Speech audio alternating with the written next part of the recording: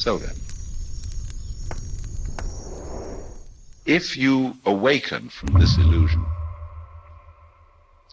and you understand that black implies white, self implies other, life implies death, or shall I say, death implies life,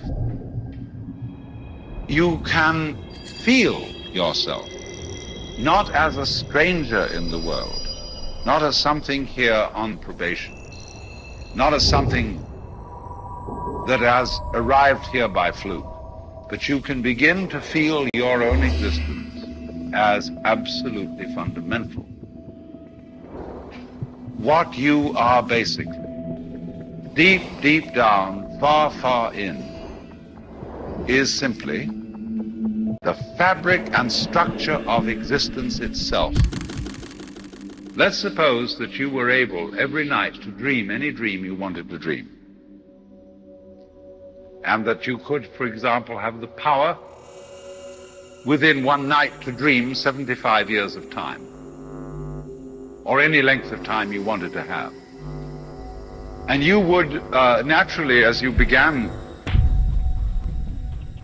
on this adventure of dreams, you would fulfill all your wishes. You would have every kind of pleasure you could conceive. And after several nights of 75 years of total pleasure each, you would say, well, that was pretty great. But now let's have a surprise. Let's have a dream which isn't under control. Well, something is going to happen to me that I don't know what it's going to be. And you would dig that and come out of that and say, wow, that was a close shave, wasn't it? Then you would get more and more adventurous, and you would make further and further out gambles as to what you would dream. And finally, you would dream where you are now. You would dream the dream of living the life that you are actually living today. That would be within the infinite multiplicity of choices you would have, of playing that you weren't God. Because the whole nature of the Godhead, according to this idea, is to play that he's not. So in this idea then, everybody is fundamentally the ultimate reality, not God in a politically kingly sense, but God in the sense of being the self, the deep down basic whatever there is. And you're all that, only you're pretending you're not.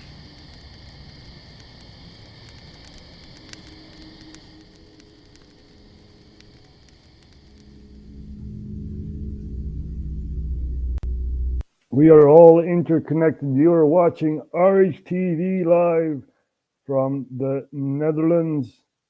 We are streaming live from Maastricht. And we're going to show that on the map. Here we go. Here we have the beautiful city of Maastricht, which is in the south of the Netherlands. And of course, we're going to talk politics and geopolitics, of course. But first, we're going to look at what's happening in the Netherlands. Now, there is a program called Idols, right? Where you have to sing a song and this and that. And, you know, there's a jury of old singers and stuff like that. Now, there was this rapper in the Netherlands, Ali B, who basically,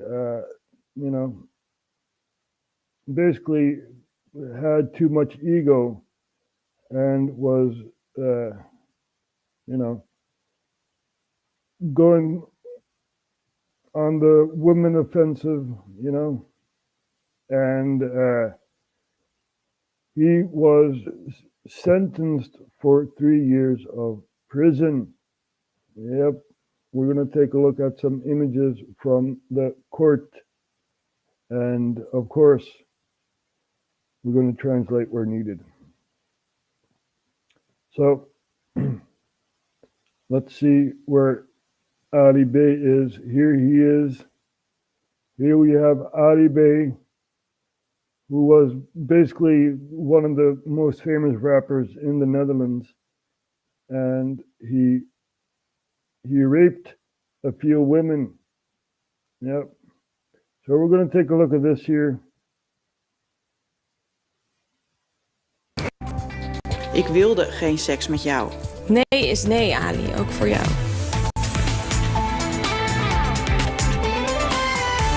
Het is druk bij de ingang van de rechtbank. Het is wachten op Ali B.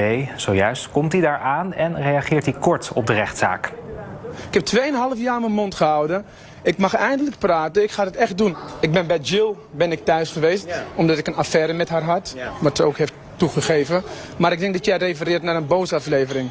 En we moeten die twee dingen even goed uit elkaar houden. Ik heb bewijs dat die aflevering is gebaseerd op, ik wil zeggen leugens, maar ik zeg dan even onwaarheden. En er is informatie achtergehouden die cruciaal was voor beeldvorming. En daar moet ik het mee doen, snap je? Ik moet 2,5 jaar de rechtbank respecteren, de rechtsgang respecteren. Vandaag zit ik hier om mijn verhaal te vertellen. Sorry. So there is a program called Boos, which means angry, right? And candidates of idols went to that program to, make complaint of Ali Bey and stuff like that. And after so many years, he is finally in court. Yeah, and he had an affair with a lady, which we're going to see. Sorry als ik... Ja, misschien iets of zo. So he's pretty emotional. Vandaag zit ik hier om mijn verhaal te vertellen. Shit. 2,5 jaar mijn mond houden zonder dat ik begrijp waarom dit zo lang moet duren. Kon de tv-persoonlijkheden mij uitmaken voor beest, seksueel roofdier, voiceviezerik, maar ook collega's en vrienden met wie ik lief en leed heb gedeeld, zijn er blind in gaan geloven. Eerlijke recht. So many people believe the media blindly, is what Ali is telling us, and there is more to the story. Rechtvaardige berichtgeving in de media had dit kunnen voorkomen. Die rechtvaardigheid heb ik niet ervaren, maar ik geloof dat ik die hier wel bij u ga krijgen, geachte rechtbank. De uitspraak, ja, dat hoort erbij, als je BN'er bent, wordt hier niet geaccepteerd. Ook een BN'er heeft het recht op een eerlijk proces. De keuze om aangifte te doen tegen jou is... So this is the woman he had an affair with for quite a while, Anyway, this is not really politics, but this is happening in the Netherlands. So we're going to go over to geopolitics, of course. And first off, we're going to look at the map. Yeah. And why is that very important? Well, it's because America is basically having a hard time, right, with Russian warships at Cuba. So here we have Cuba, and there are Russian warships at Cuba, and we're going to start off with that first. So we're going to take a look at some images of Russian warships arriving in Cuba. This was a couple of days ago. It's not the first time Russia's Navy has sailed to Havana.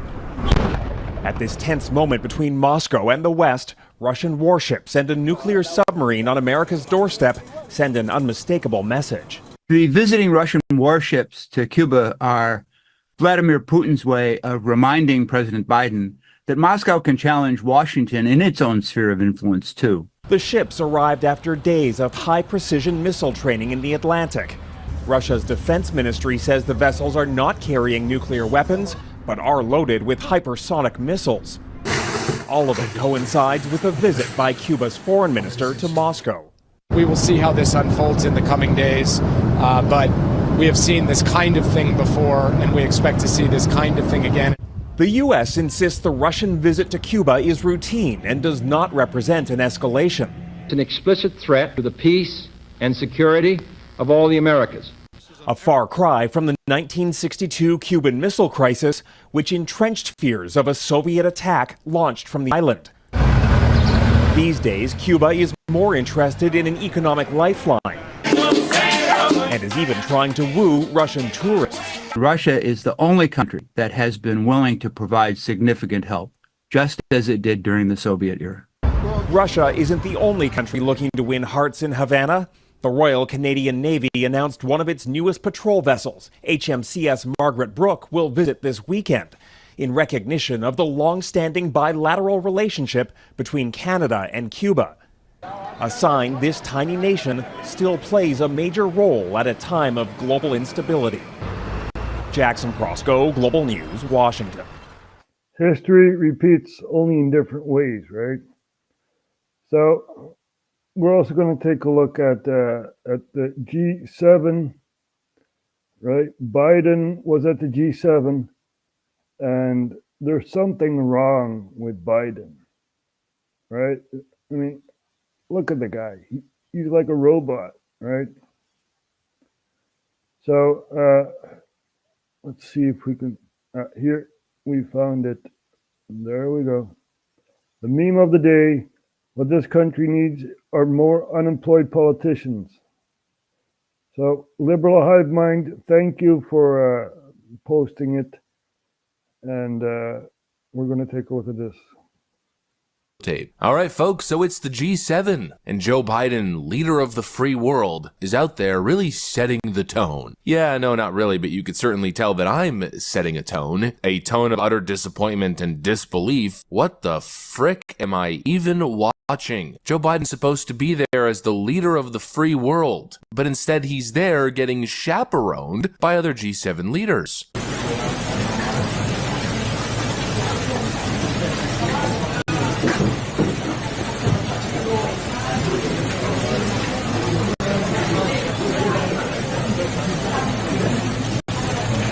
What am I watching? It's almost as if he's a toddler, surrounded by a bunch of adults telling him where to walk and, oh, look over here, old man. Careful, watch your step. It's unbelievable. And during last week's event, at the Normandy Memorial Celebration, this old sleepy fart fell asleep upright in his chair, sunbaking in the damn rays. Au-dessus de nos têtes, des énormes obus de nos navires de guerre. Certains de ces... If it's not falling asleep in the middle of the day during a hugely televised event, then it's Joe Biden randomly shuffling off, again like a child, needing to be pulled back in and chaperoned by the rest of these world leaders.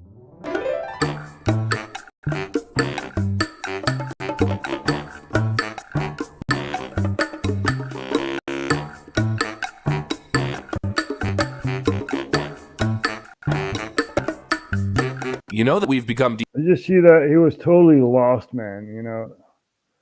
Why does America have such an old fart as a president? We're going to watch these images again. By the rest of these world leaders.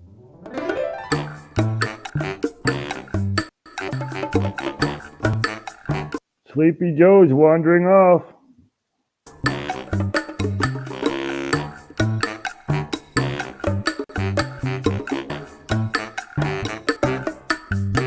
You know that we've become desensitized to this crap, because at this point we know all his moves. There's the joke. Well, you see, Rishi Sunak does not have long anymore. You know, we have elections in the UK on the 4th of July, so that's pretty soon. And let's hope that Rishi Sunak will not make the political stage anymore, you know. Also Macron also, you know, the president of France, he also stepped down because of the European Parliament elections, where the right wing basically got a lot of votes. And who knows, maybe this will be the last of what we'll see of Macron. Joe Biden anyways, where he gets confused and then just says anyways and pretends as if it didn't actually matter, so he'll just move on speaking to avoid exposing himself. If it holds near and dear to you that you like to be able to... Anyway. There's the Joe Biden. Anyway, near and dear, anyway, that's not a president. I mean, come on. In Roomba Shuffle, where he doesn't know where to go off stage, and so he kind of just goes around like a Roomba. There's the Joe Biden Doze Off, the Joe Biden Wander, where Joe Biden aimlessly just walks away for no apparent reason when he's clearly supposed to be participating in some sort of event. How many times have we seen Joe Biden just wander off camera? Every American, whether they voted for me or not. Well, and the ones that didn't vote for your bills but run on them. That's right. Mr. President, thank you. Thank you. Thank you very Nicole, I much. appreciate It's great to have you. It's Thank great you. to have you. Thank you. Don't go anywhere. It's a very exciting day around here. Bye. Have a beautiful time. Of the estuary of the Delaware River, the Atlantic Ocean, and the Chesapeake.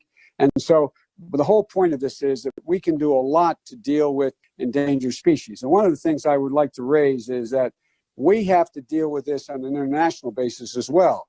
Because right now, for example, just doing a live stream campaign event, Joe Biden casually walking out of frame or walking off the set before the show even wraps up. The typical Joe Biden wander. This is the guy who's running the frickin' show, people. This is the guy who the media keeps gaslighting us about. PBS anchor says Trump not at all coherent in speeches compared to Biden. Tam, all his calls for President Biden to undergo some kind of cognitive test, it's clear to say Mr. Trump's remarks are not all coherent in these rallies.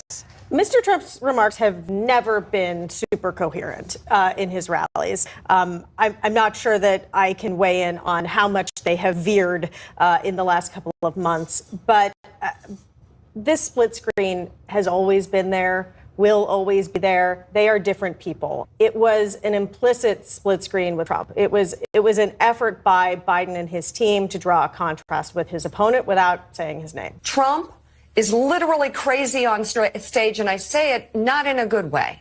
Not well, not fit, not mentally capable of holding. Well, you, Mika Brzezinski, are very, very evil, okay?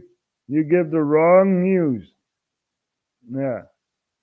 This here is Mika Brzezinski with her husband, you know, and we know Mika Brzezinski, right? She's the daughter of Zbigniew Brzezinski. Yeah, we know him. Together a sentence when his prompter goes down. And yet Biden is constantly covered for being old. They're actually trying to make the argument. It's the no you argument. Joe Biden's clearly suffering dementia. No, you are. No, Trump is. What are these people even talking about? Trump is incoherent. Excuse me, but we just saw Joe Biden's performances at these globalist events. Let's just say I can tell quite the difference between Sleepy Creepy Joe's performance and Trump's performances.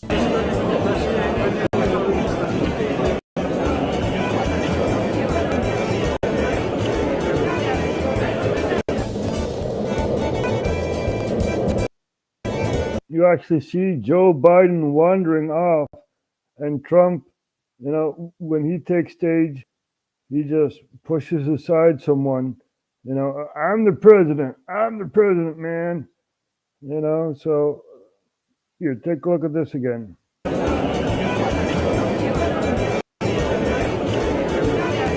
Yeah, you see that? This guy on the right, Trump, at least he's a presidential guy, you know, at least he knows what he's saying. Now we have someone in power who just walks off camera, you know, can't even find an exit of a stage and stuff like that. It's embarrassing.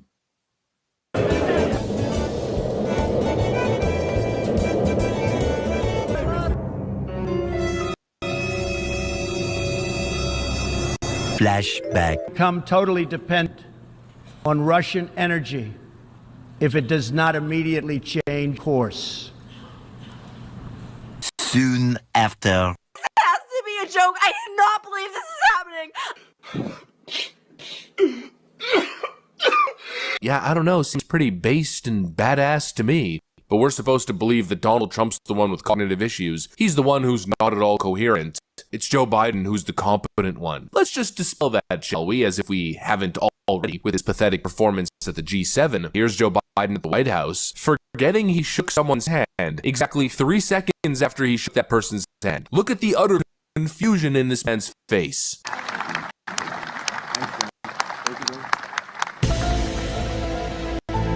Now our great speaker. He's like, what? Did I shake a hand? Really? Really? Whoa, dude. You know, he's still holding out his hand. Our partner who... Of course, I'm not done there. Let's now take a look at Joe Biden's performance during an event with Zelensky after the G7. It includes major commitments from Ukraine to impact, and it's a matter of Russia. So Trump does not speak a sentence fully, but Biden, it's like, what? You're not even finishing a sentence. You know, it's really, really sad thing to see. It's embarrassing. I would not want to be an American. Zelensky after the G7. It includes major commitments from Ukraine to impact and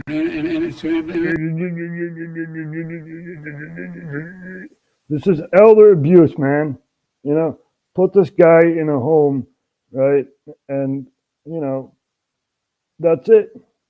He should not be president. Now, there are many, many Democrats that are a bit stupid, right? Let's take a look at Lionel Nation, where he was talking about Joe Biden and stuff like that. Let's see. Here we go. Here we have Lionel Nation, and he's talking about the G7 and all that. You know, you should watch this this broadcast. Very interesting. But he also talks about the Democrats, right? Fannie Willis or whatever her name is. Now, take a look at this here. Okay, so what Fannie Willis has done, and by the way, don't rule her out, because if she runs for Congress in a particular area that voted her for DA, she'll be in Congress next to the rest of these, next to AOC and MTG and Jasmine and the whole crew. Listen to this sterling stentorian, this sesquipedalian, this mistress of logodetally. Over there running their mouth. I'm over here paying. Okay, let me try this again. While they be running their mouth. Now, this may work for you. To me, it comes across as illiteracy. While they over there running their mouth, I'm over here paying them no mind. See, I'm so tired of hearing these idiots call my name as Fanny. Now, remember she said this. Remember she said this. Idiots who call her Fanny. Remember this. Put this in the back of your mind. Remember, idiots, if you call her Fanny, as do I, you're an idiot. In a way to attempt to humiliate me. Okay. And, wait a minute, there's more. Because like silly schoolboys, the name reminds them of a woman's rear. Do you think, by the way, you know that in Ireland and some particular European countries, the word fanny does not mean what you think it does. While they over there running their mouth, oh, sorry about that. I'm over here paying them no mind. See, I'm so tired of hearing these idiots call my name as Fanny. You've never heard in a before. way to attempt to humiliate me. Because like silly schoolboys, the name reminds them of a woman's rear. She also said, by the way, that she was sexualized. It was the particular phrase was. Now, remember what she said. Whoever refers to her as Fanny is an idiot. It's so important for us to fight for education, because when we do that, we can aspire to careers that will help. We can aspire. Did you hear this? I don't even know what this word means. What does this mean? Because when we do that, we can aspire to careers that will help change what goes on in this country and have a real democracy. I want to give you an example of it. Right now, as Trump is on trial, You have Letitia James in New York. You have... You hear that? I love that. That reminds me of Diamond is Up. You have Fannie Willis in Georgia. Wait. Who is that? What? You have Fannie Willis in Georgia. Wait. She says anybody who uses the word Fanny is an idiot, right? You know, so you have someone within the Democratic Party saying Fannie Williams instead of Fawny or whatever her name is. I don't even know. I don't care.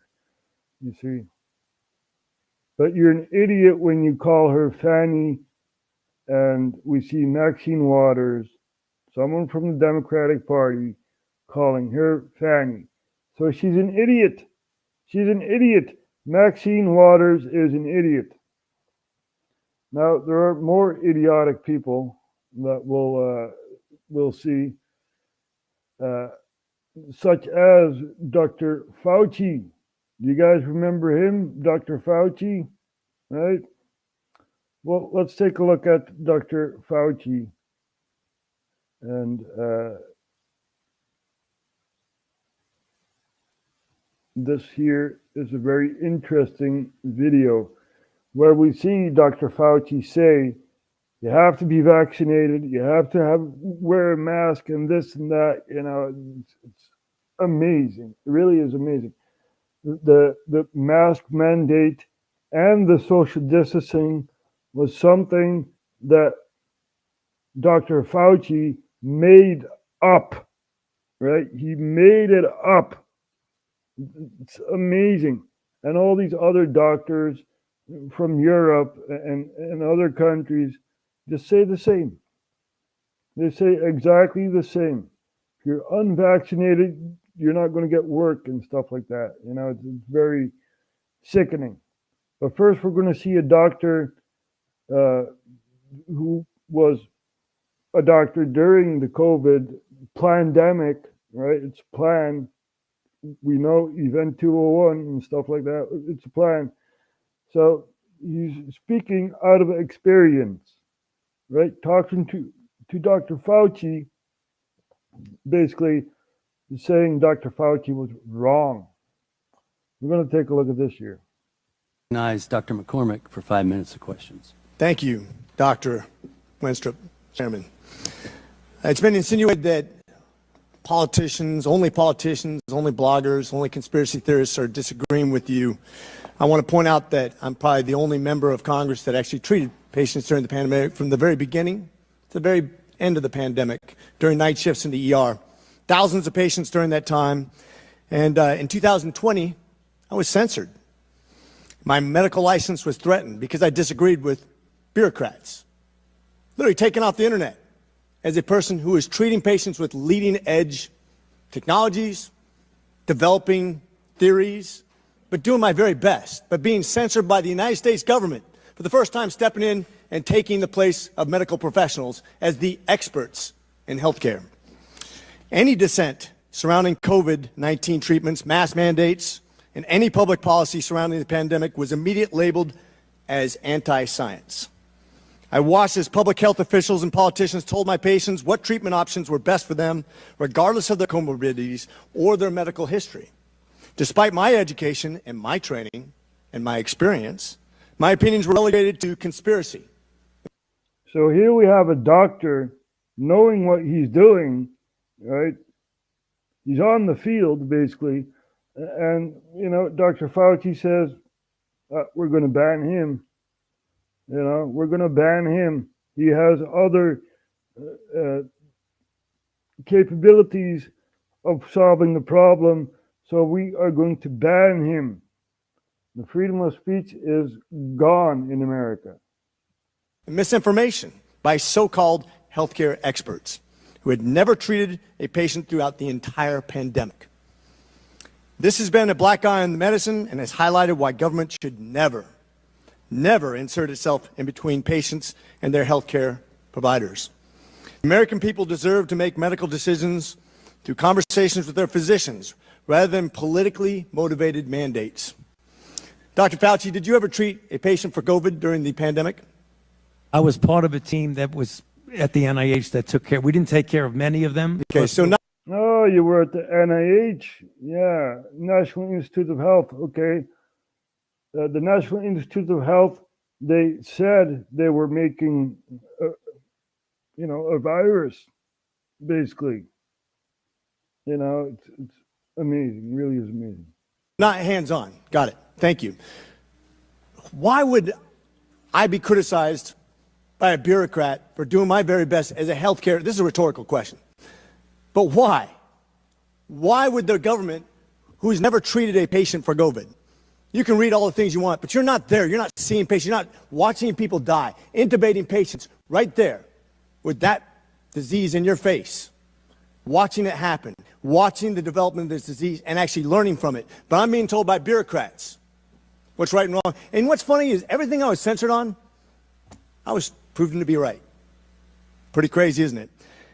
You said in an interview that you gave as part of an audiobook written by Michael Spector that you believed an institutional should make it hard for people to live their lives so they'd feel pressured to get vaccinated. Could we run the audio clip on that, please?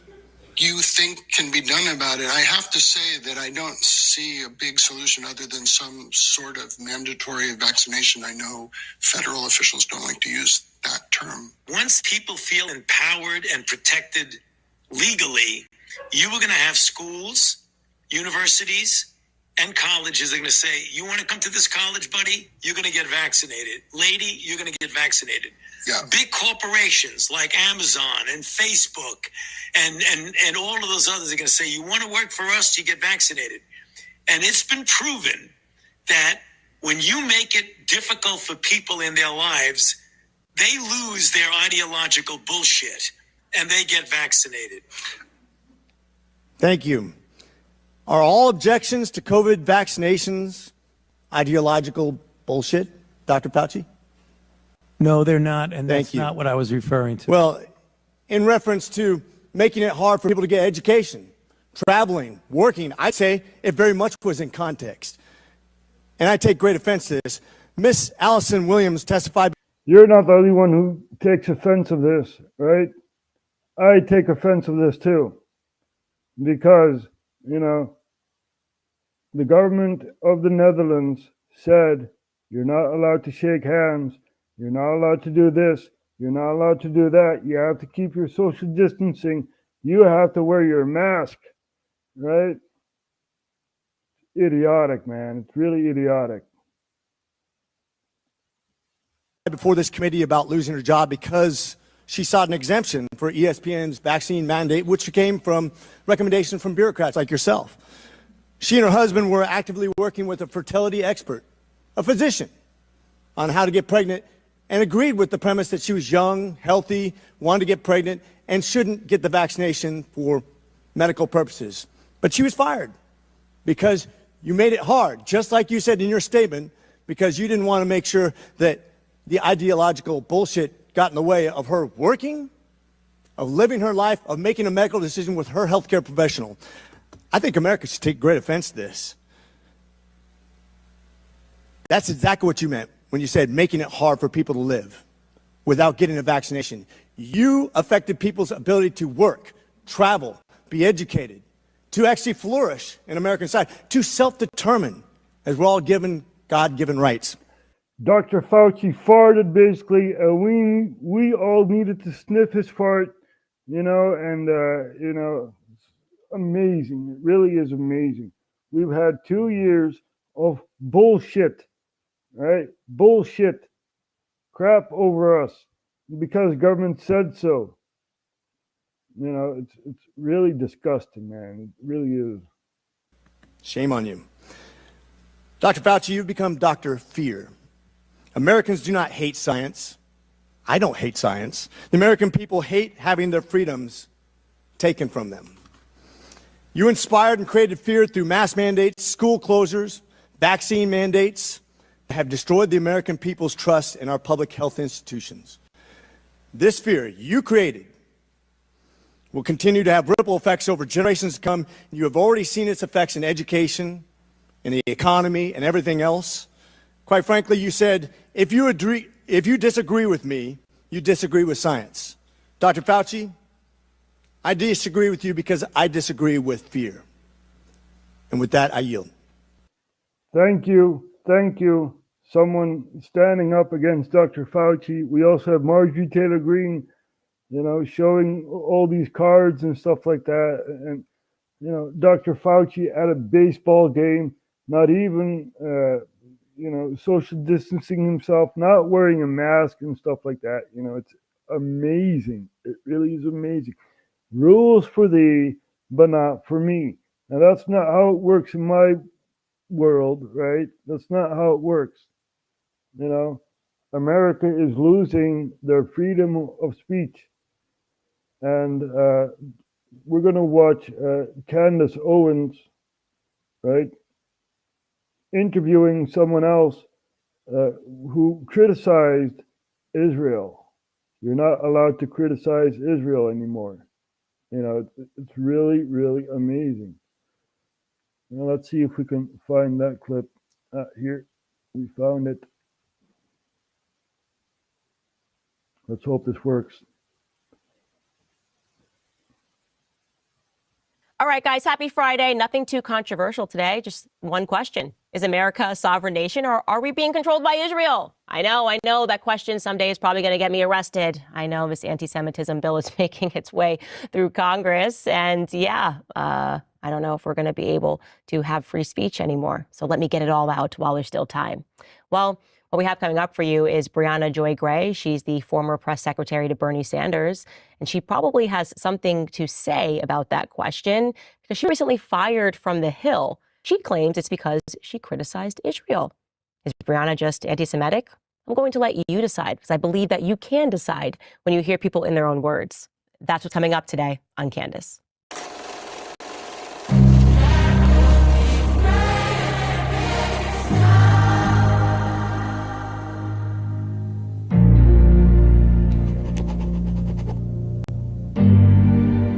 All right, so it's getting pretty weird out there. I think we can all agree. I'm not going to say it, but it seems like our country is being held hostage by Israel. Okay, I'm going to get in so much trouble for that. I don't even care. It's something's cracking. It's catalyzing. The conversation is moving because we are seeing people that are having their entire livelihoods destroyed for critiquing a foreign nation. That is an absurdity. You know what else is an absurdity? Think about this. In 2020, the United States government announced that it was considering banning the Chinese social media platform TikTok. That was upon a request from then President Donald Trump. He viewed TikTok as a national security threat. So he signed an executive order that same year banning TikTok in just 45 days if it was not sold. And guess what happened? That executive order got blocked. The app survived until the app got on the wrong side of Israel. After October 7th, things on TikTok weren't trending in the pro-Israel way. In fact, it was very much trending in the pro-Palestinian way. And the ADL's John Greenblatt said, yeah, no, this is a problem and we have to deal with it. Let me jog your memory. Here's what he said. Really have a TikTok problem, a Gen Z problem that our community needs to put the same brains that gave us Taglit, the same brains that gave us all these other amazing innovations, need to put our energy toward this, fast. Because again, we've been chasing this left-right divide. It's the wrong game. The real game is the next generation. Seems like a really nice guy. He just needs to deal with this generational problem that is TikTok. And boy, did he move fast. Yeah, the anti-Semitism bill, which is horrific, made its way through the House and it got passed somehow. Yeah, forget your First Amendment, guys. If you've got something to say about Israel, yeah, you're going to be in big trouble. Forget your First Amendment. If you even accuse someone who is Jewish of having more allegiance to Israel than they do to America, you are going to be in trouble. Forget. So she was interviewing someone else who got fired over criticizing Israel, right? What did Brianna say? She must have just been off the rails crazy. It's not what I got. very, very excited, Brianna, to have you join us here today. I know you're in the midst of a firestorm. How are you doing? I'm doing all right. And I really do appreciate you reaching out, Candace, as someone who has been through this not so unique experience. I was going to say unique experience, but increasingly it's happening as I think more and more journalists who might not have focused on this particular issue in the past find themselves doing so, informing themselves and finding themselves on the quote unquote wrong side of this issue when it comes to censorship. So I really do appreciate you reaching out. And it's interesting to have you and I speaking because we are not on the same side of the political aisle. I mean, you are a person, your background, you were the spokesperson for the Bernie Sanders campaign. I mean, I was very much identified as a Trump supporter about as far as you could be in the media's eyes when he was running in 2016. And yet we do find ourselves allied in the belief that people in America should be able to criticize the actions of foreign governments without having their entire livelihoods risked. This is not normal. And yet there are so many people who know, like I know and like you know, that if you are in media, you got to be careful talking about Israel. Why is that? Yeah, it really is the one true red line. And I think you experience that as being part of a media organization that I think rightly really prioritized and focused on various threats to free speech in various different contexts and across the political spectrum. But it really does feel like free speech except for when it comes to Israel, progressive except for when it comes to Palestine. I mean, there is this Palestine-sized hole or exception in a lot of people's principled stance against various issues. And I say progressive except for Palestine because there are similarly people on the left who say that they care about various groups, who say that they are anti-war, but who very similarly will look the other way or frankly become very oppositional when suddenly the people that we're talking about who are being under siege in a conflict are in fact Palestinian. So you're not allowed to give criticism to Israel, right? Well, I don't care. Come on, Netanyahu, arrest me. Arrest me. I don't care about Israel. You know, it's an apartheid state, right? Apartheid. You know, it's really, really sad to see. But you know, we're going to take a look at an article from a couple of years ago. This was in 2014, right? So let's take a look at this here. IDF's Gaza assault is to control Palestinian gas, avert Israeli energy crisis. This was what it's about. You know, it's not about Hamas. It's not about that.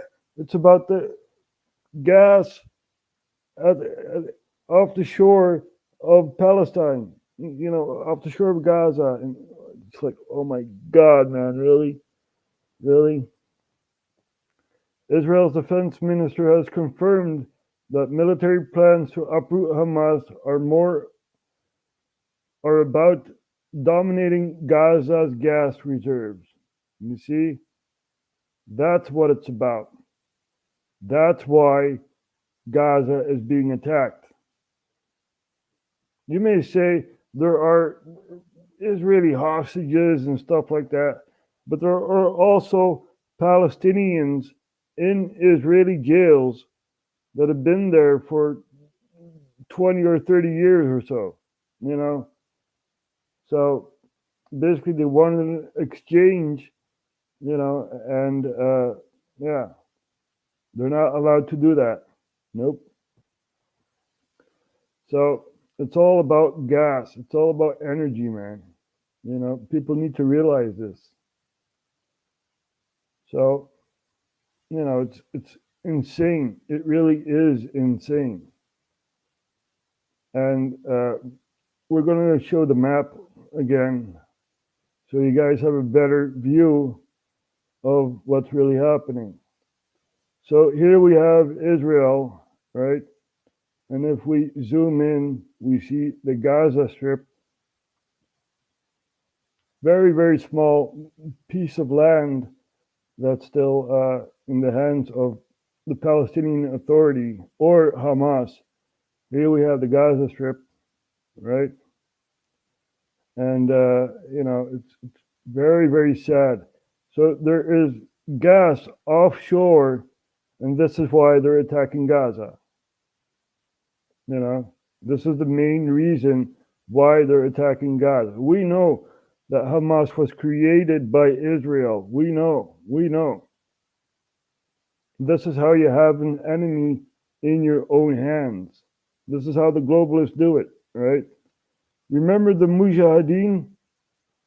You guys remember that, right? It's often being told at RHTVLive. The Mujahideen was in Afghanistan. And we know Zbigniew Brzezinski made the Mujahideen, right? Now, the Mujahideen fell apart into three groups. We have the Northern Alliance, the Taliban, and, of course, Al-Qaeda, right? So, and this is how they hold the group, This is why ISIS was created, to overthrow Syria, right? So they can hold that group in their hands, and they can exploit whenever they want, right? This is the globalist power structure that we're, exposing yet again. So the globalists have the proxies in their hands, So it's very, very sad to see that we are still ruled by globalists, basically. Leave the Syrians alone, man. Leave the Iraqis alone. Leave Gaza alone. It's really, really insane. And if we look at Afghanistan right now, it's under the power of the Taliban, right? And in Afghanistan and Turkmenistan, Uzbekistan, Tajikistan, we have ISIS-K, right? There's an offspring from ISIS and stuff like that. So the Taliban is fighting ISIS-K. It's from bad to worse, right? So it's really, really sad to see what's going on,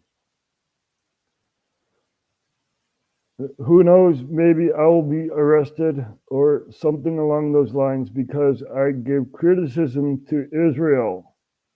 Well, we know that the cabinet of Israel has fallen. There were three parties and one party stepped out because of the whole Gaza conflict, And you may not believe me or whatever. I don't care. We have TLDR talking about that. And we're going to show that clip of TLDR. So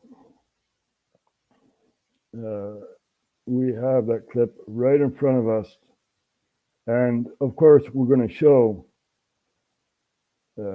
what's really going on. So here we go. Israel war cabinet collapses. Let's take a look at this here. This is 4 days ago, and they were on point 3 weeks ago why Israel's cabinet is about to collapse. Well, it has collapsed now, and we're going to take a look at this here.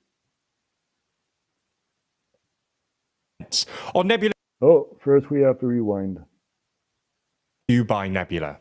Yesterday evening, the leader of the Israeli opposition, Benny Gantz, announced that he would be leaving the three-man war cabinet composed of Gantz, Netanyahu and Defense Minister Yoav Gallant. This wasn't a total surprise. Only a couple of weeks ago, both Gantz and Gallant threatened to quit unless Netanyahu came up with a plan for Gaza after the war. But it's nonetheless pretty massive news for Israel and risks massively destabilizing Israel's already fraught domestic politics.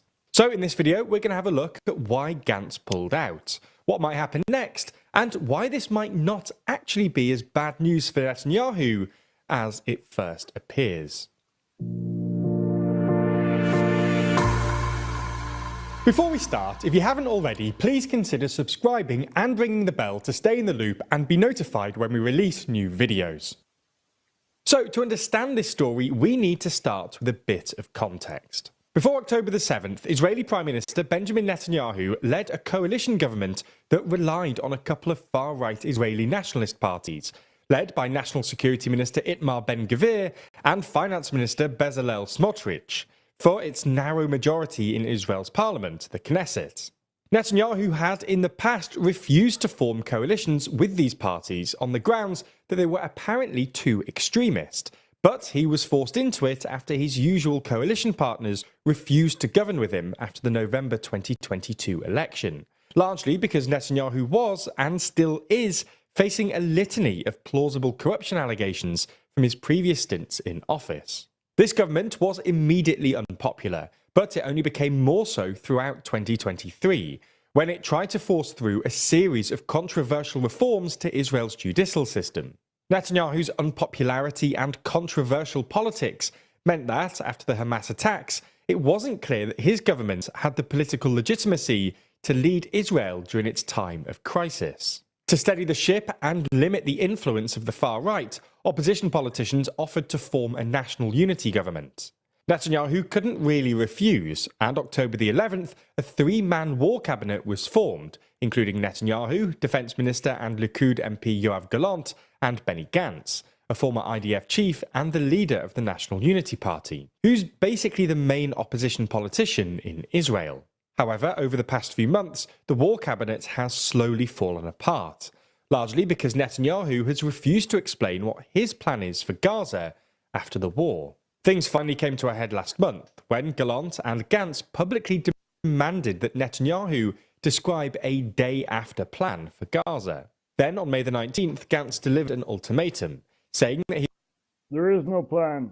You see, destroy Gaza, and basically we'll see what happens after that. You know, there is no plan. And we also have Hezbollah in the north of Israel, right? And you know, they're attacking Israel too, and the Golden Heights and stuff like that. It's very, very important to see what's happening, right?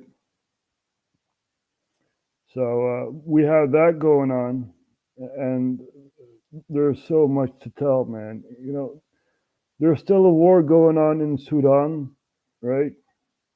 Africa, and we're going to show you guys some images of Sudan, right? But first, we're going to show the map, and we're going to show you guys where Sudan is. So here we have the Middle East, Egypt, and here we have Sudan, right? So let's take a look at some images of Sudan, what's happening there, and let's see if we can find some images. Here we go. It's very attractive to have these drones because you can very precisely target your enemy with little amount of training. A BBC investigation has found evidence that foreign-made drones are changing the course of Sudan's civil war. Early this year, a video showed a downed Sudanese armed forces drone geolocated to the east of Khartoum. Its wreckage matched the Iranian-made Mohajer 6 drone, according to an analysis by Dutch peace organization PAX. 3 days later, a drone with the same profile was seen in a satellite image of the SAF's Wadi Sidna military base north of Khartoum. We see that the SAF have provided more drones in the conflict because they're getting support from Iran. They're in a better position at the moment, so we already see that's having an impact. 3 weeks later, footage showed another downed SAF drone. This one resembled a Zagil 3, a locally made version of the Iranian Ababil 3 drone. PAX identified another version of this drone in a satellite image of Wadi Sidna taken in March. That indicates like active support to the SAF by Iran. And it means also Iran has to provide support in maintenance of these kind of drones. In late 2023, an Iranian Boeing 747 had arrived at Bor Sudan Airport in East Sudan. A photo of the plane geolocated to the same airport also spread on social media. The plane repeated this journey at least 5 times in 2 months. The same period, the Iranian drones appeared, although Sudan's Sovereignty Council has denied the SAF received weapons from Iran. الحكومة السودانية ما بتتلقى أي أسلحة من أي جهة. سلاح موجود في السوق مش السوق الأسود. السوق الأسود is now grey. Meanwhile, videos have emerged of RSF quadcopter drones shot down by the SAF. This drone was dropping mortars, modified 120 millimeter mortars that had markings from Serbia. And other locations in Sudan, there were some ammo crates and boxes discovered that showed that those Serbian mortars had been imported by the UAE.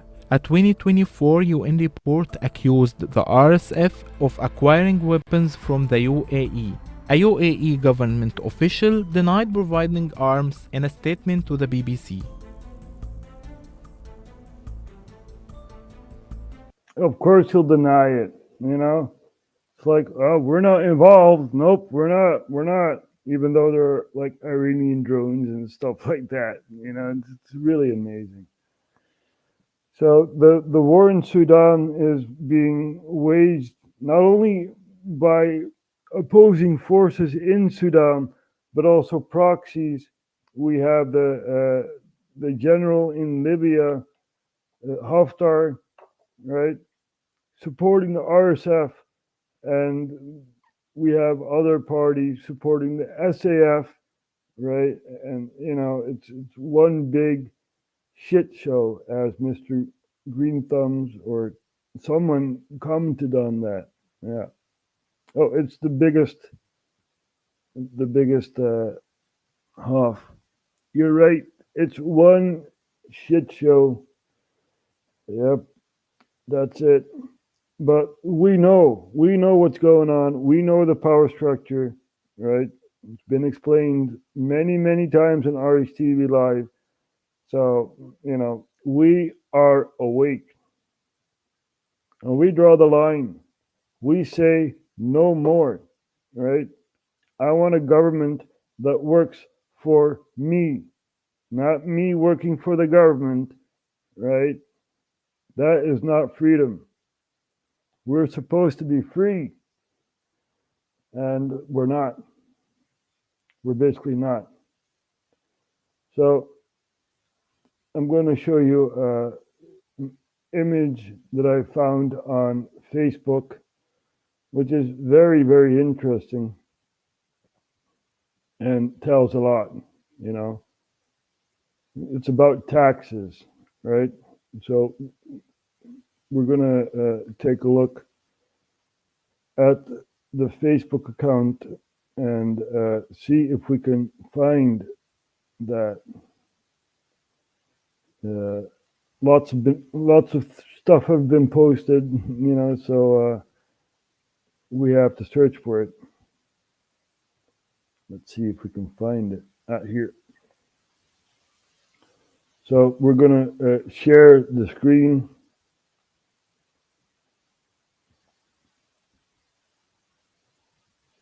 And we have a very nice image here.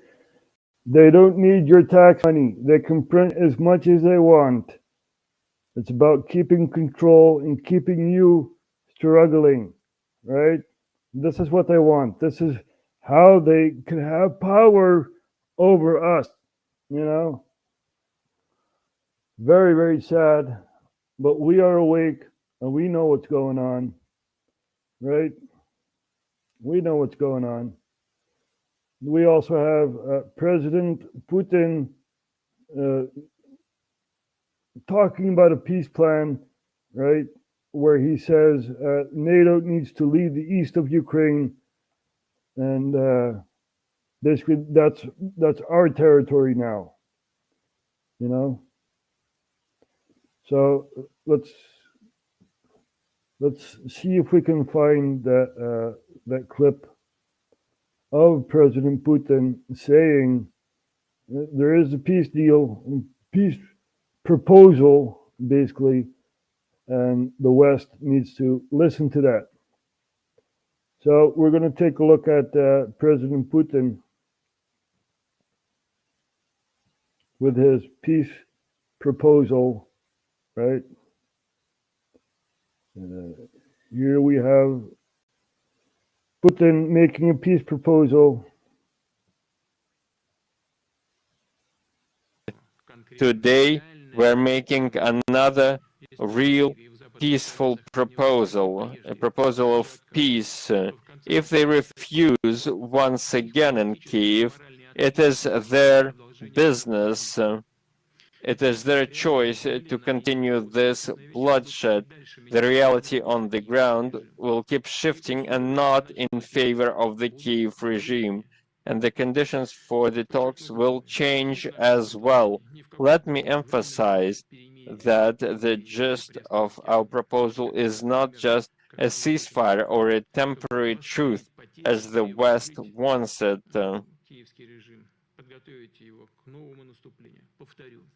They want to rearm the Kiev regime. This is not about transforming this into a frozen conflict.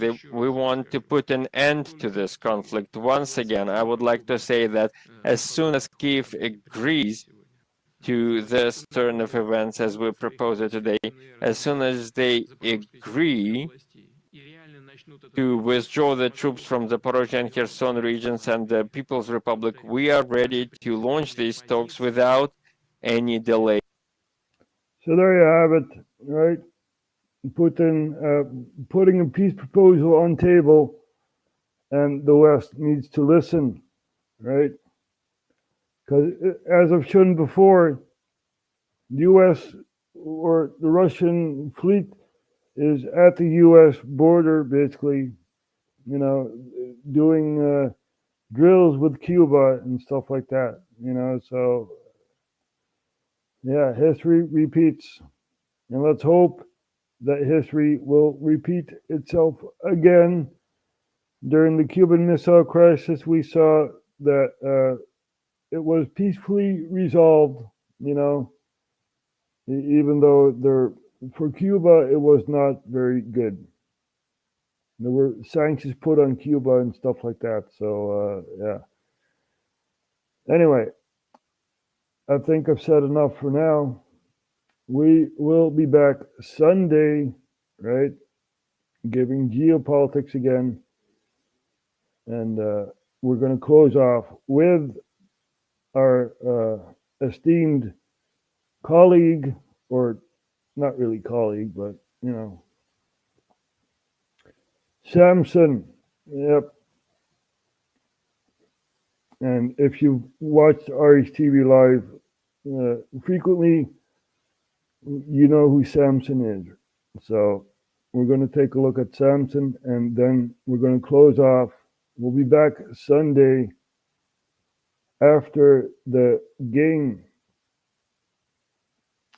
We have the European Championships over here in Europe, in soccer, and Germany played Scotland and won with 5-1, whilst they made 7 goals, basically. You know, the one goal was dissolved, was offside, you know. So basically they made 7 goals. That one goal that Scotland made was an own goal headed by the defender, German defender. And yeah, and Sunday, the Netherlands is going to play Poland. And after the match, we will be back. So we're going to take a look at this here and then close off. I'm just saying. Oh, we have to rewind first.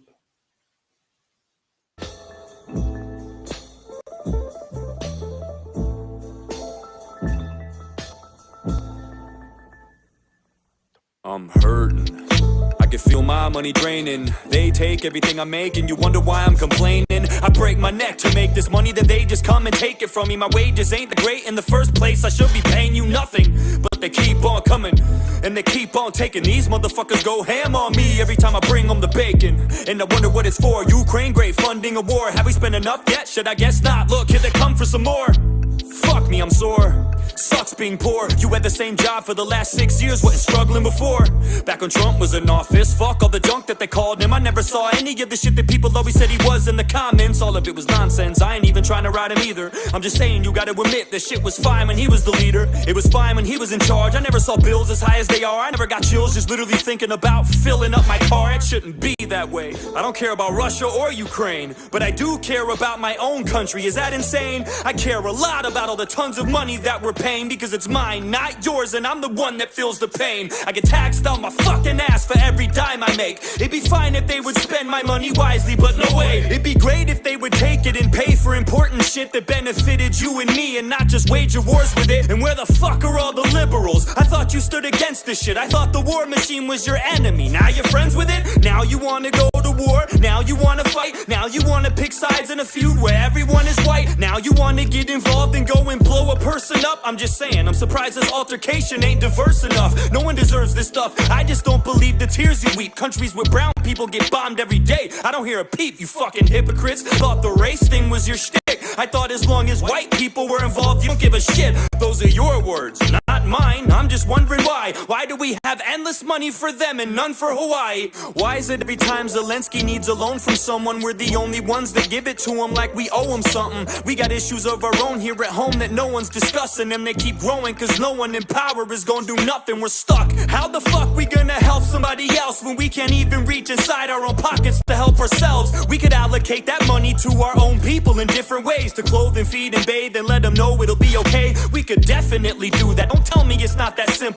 People overcomplicate this and make it some fucking riddle like can't just feed everyone. Are you insane? You know how much that costs? Way less than we've sent to Ukraine. I know that for sure. You don't have to be a mathematician or a foreign relations expert to figure out that division. You don't have to draw a graph to see it would cost a fraction to solve half of the problems we have and stop them from happening. I'm just saying, what kind of fucking world we living in? So many billions we've given them. When's Europe chipping in? When we gonna start splitting and stirring up the dividends and begin telling other nations it's your turn to lend a hand? Listen, I don't think Ukraine deserves any of this, but I also don't think Zelensky is as great as they said he is. I don't believe the media when they blurt shit on their shows. You'd have to be naive to think this dude's as pure as driven snow. No one is, especially when you run a nation, dog. Your morals are compromised the minute that you take the job. So I don't trust Zelensky, Putin, Biden, or anyone. I don't think any of them give a fuck about all us little ones. All the people of Russia, all the people of Ukraine, most of the people of the USA probably feel the same. We don't want this shit, it's only the elites that do. They line their pockets, they profit from this, but not from me and you. Quite the contrary, in fact, we pay for it with our lives and money. They take chunks of everything we make, and soldiers die for nothing, so they can gain some more power and keep their banks fat, and all we get is table scraps. Fuck yeah, it makes me mad.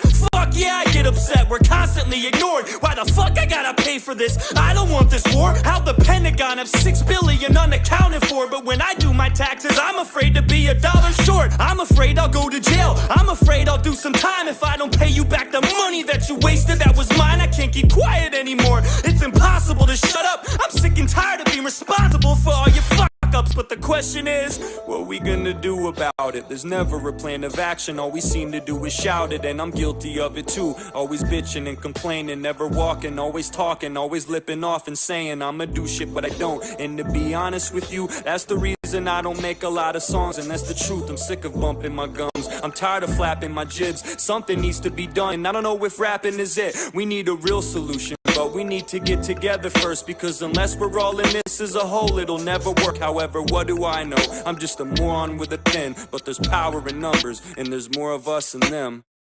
The table is tilted, folks. The game is rigged, and nobody seems to notice. Nobody seems to care. Good, honest, hard-working people, white collar, blue collar, doesn't matter what color shirt you have on, continue to elect these rich cocksuckers who don't give a fuck about them. They don't give a fuck about you. They don't give a fuck about you. They don't care about you at all, at all, at all.